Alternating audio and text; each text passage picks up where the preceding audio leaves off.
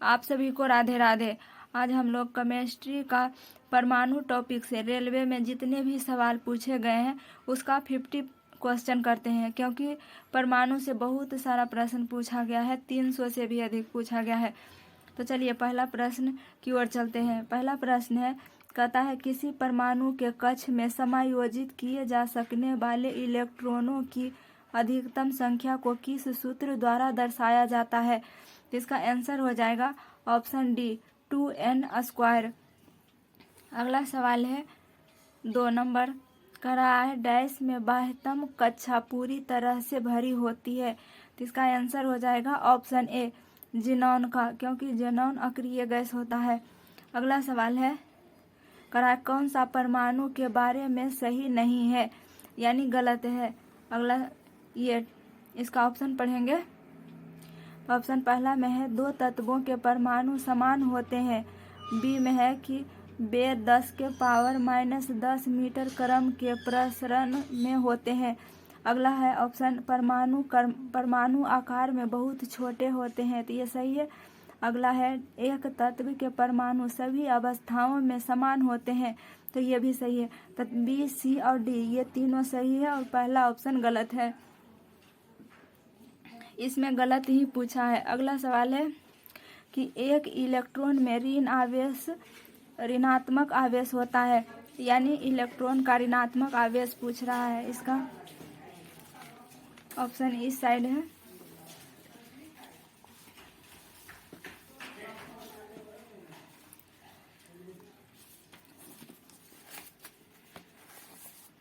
क्या है? इसका आंसर हो जाएगा ऑप्शन डी, 1.6 × 10⁻⁻19 कूलम्ब।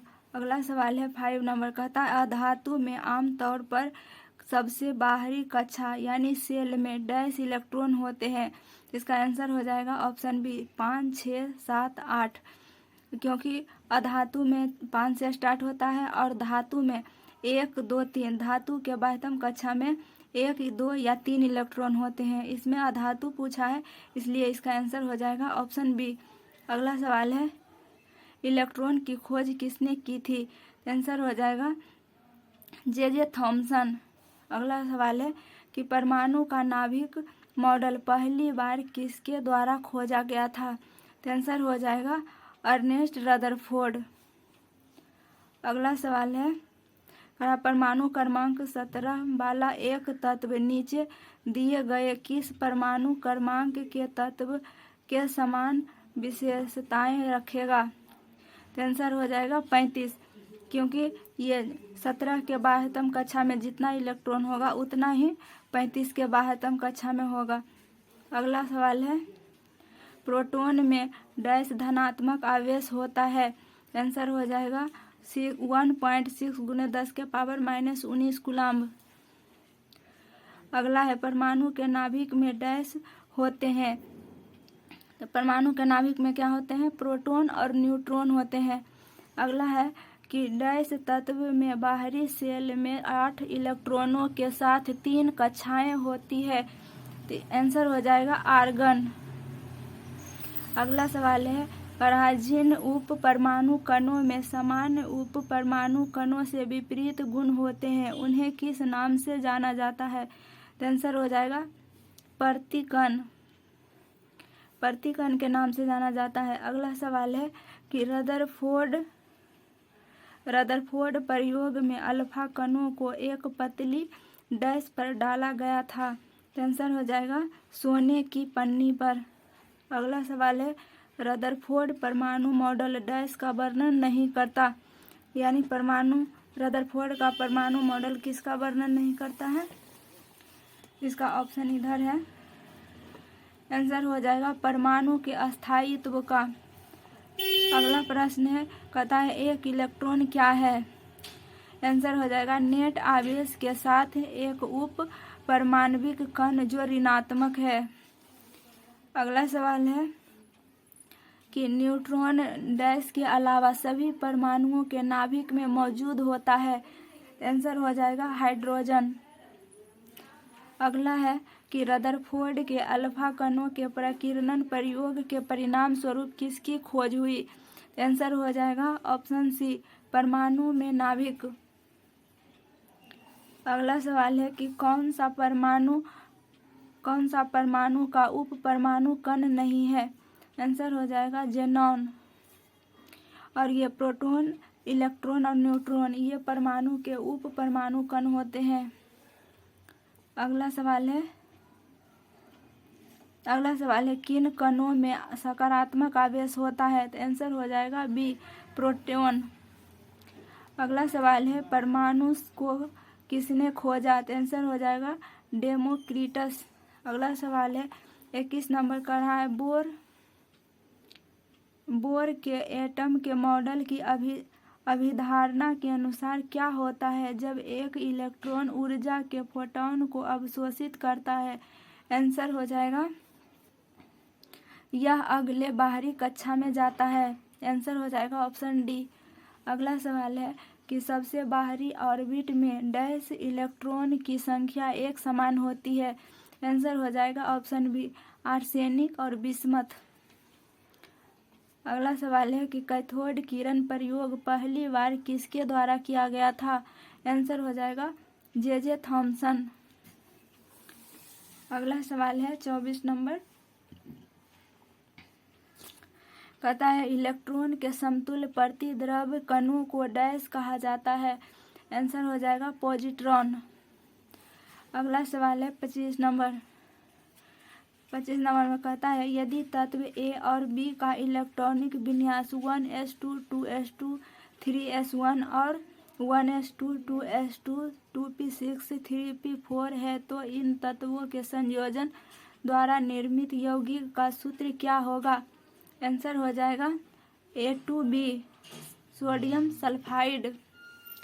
अगला सवाल है डैश विद्युतीय तटस्थ और कमजोर सूक्ष्माणु पर परस्पर प्रभाव है। आंसर हो जाएगा न्यूट्रिनो का। अगला सवाल है 27 नंबर, उन 3 तत्वों को नामित करें जिसके सबसे बाहरी शेल में केवल एक इलेक्ट्रॉन होते हैं। आंसर हो जाएगा लिथियम, सोडियम, पोटेशियम। लिथियम का परमाणु क्रमांक 3 होता है, सोडियम का 11 और पोटेशियम का 19 होता है। अगला सवाल है कि नीचे दिए गए तत्वों में से डैश आकार में सबसे छोटा होता है। आंसर हो जाएगा ऑप्शन सी, एल्युमिनियम। एल्युमिनियम पे +3 लिखा हुआ है। अगला सवाल है कि किस तत्व में इसके बाह्यतम कोश में 2 इलेक्ट्रॉन होते हैं। तो आंसर हो जाएगा कैल्शियम। अगला सवाल है एक तत्व की परमाणु संख्या 13 है तो इस तत्व में कितने शेल होते हैं। तो आंसर हो जाएगा 3। अगला सवाल है हीलियम को छोड़कर सभी नोबेल गैसों में सबसे बाहरी कोश में कितने इलेक्ट्रॉन हैं। आंसर हो जाएगा 8। अगला सवाल है यदि क्रिप्टॉन की परमाणु संख्या 36 है तो उसका इलेक्ट्रॉनिक विन्यास होगा। आंसर हो जाएगा 2 8 18 8। अगला सवाल है एक ऑक्सीजन परमाणु में कितने संयोजी इलेक्ट्रॉन होते हैं। आंसर हो जाएगा 2।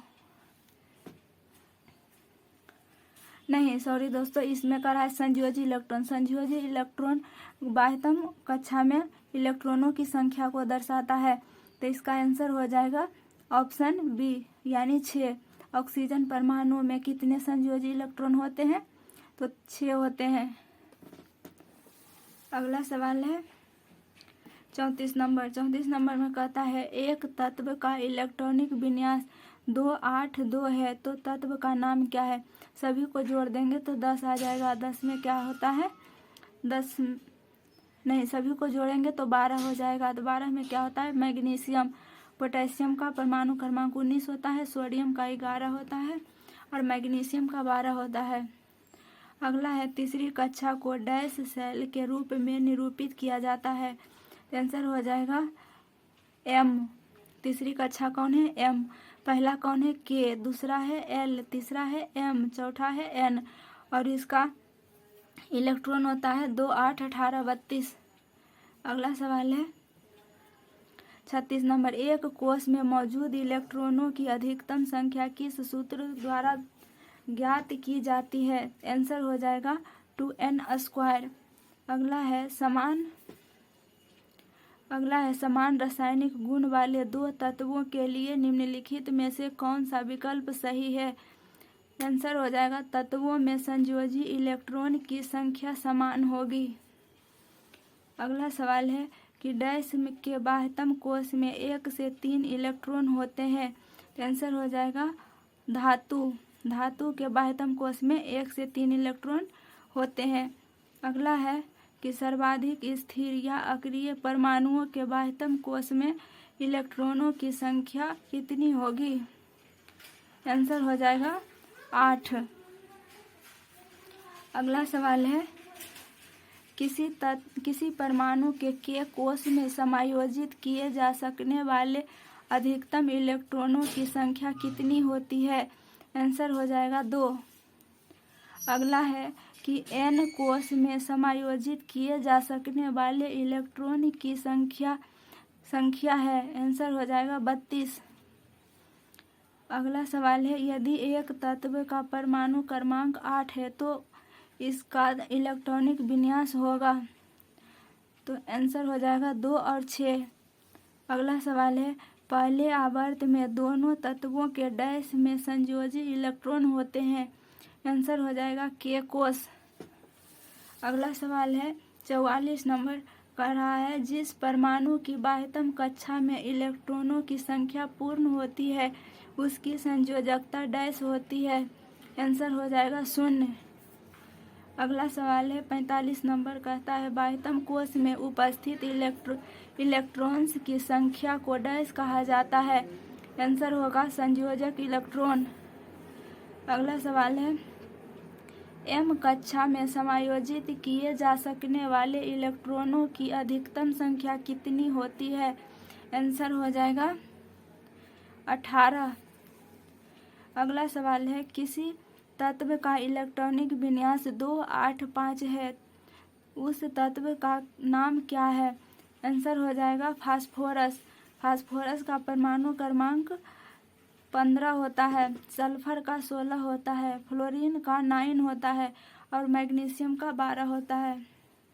अगला सवाल है कौन सी किसी धातु का इलेक्ट्रॉनिक विन्यास नहीं है? आंसर हो जाएगा 2 और 6। अगला सवाल है L कक्ष में रखे जा सकने वाले इलेक्ट्रॉनों की संख्या कितनी होती है? आंसर हो जाएगा 8। अगला सवाल है ऊर्जा के चतुर्थ स्तर में समायोजित किए जा सकने वाले इलेक्ट्रॉनों की अधिकतम संख्या कितनी है? आंसर हो जाएगा 32। तो ये था 50 प्रश्न। मिलेंगे नेक्स्ट क्लास में। जय हिंद।